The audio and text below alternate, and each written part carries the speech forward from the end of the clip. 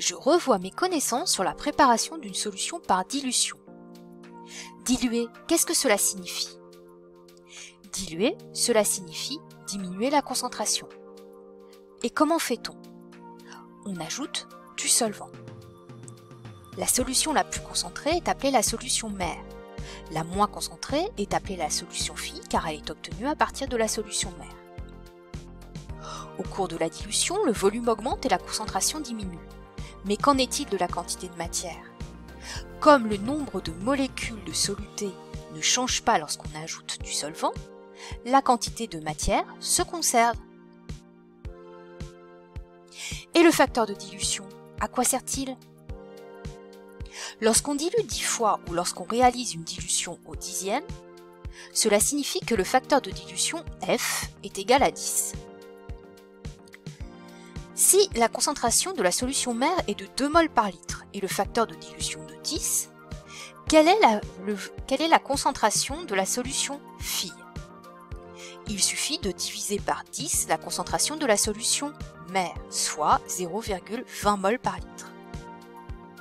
Si le volume de la solution fille est de 100 ml, toujours pour un facteur de dilution de 10, quel est le volume de la solution mère?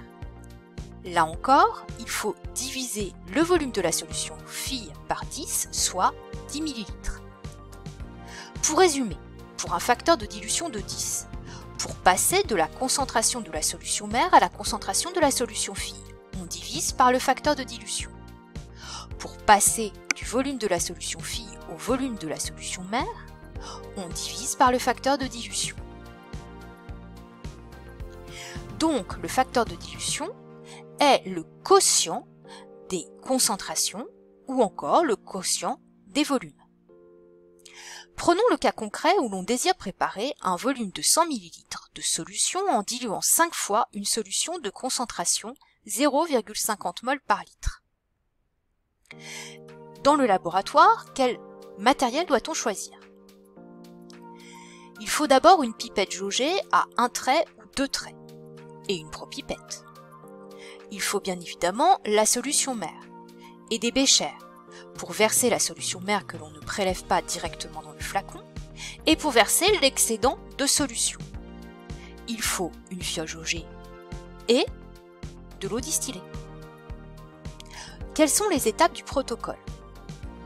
Il faut commencer par verser un peu de solution mère dans un bécher, prélever à l'aide de la pipette jaugée munie d'une propipette le volume désiré, l'introduire dans la fiole jaugée, ajouter de l'eau aux 2 tiers, boucher et agiter pour homogénéiser. Ajouter de l'eau jusqu'au trait de jauge, boucher, agiter pour homogénéiser, la solution est prête.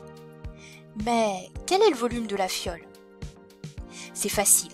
Le volume de la fiole, c'est le volume de la solution que l'on cherche, c'est-à-dire le volume de la solution fille. Il suffit de regarder les consignes. Le volume de la fiole est donc de 100 ml. Et le volume de la pipette? Le volume de la pipette est égal au volume de la solution mère. Il faut utiliser le facteur de dilution. On divise le volume de la solution fille par le facteur de dilution, on obtient 20 ml. Et la concentration de la solution préparée? Là encore, il faut utiliser le facteur de dilution. La concentration de la solution fille, c'est la concentration de la solution mère divisée par le facteur de dilution, c'est-à-dire 0,10 mol. Vérifions nos choix. Nous avons vu qu'au cours de la dilution, la quantité de matière se conserve. Or, nous savons que la quantité de matière, c'est le produit de la concentration par le volume.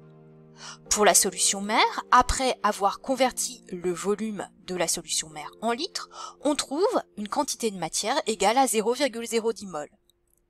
Pour la solution fille, après avoir converti le volume de la solution fille en litres, on trouve encore 0,010 mol.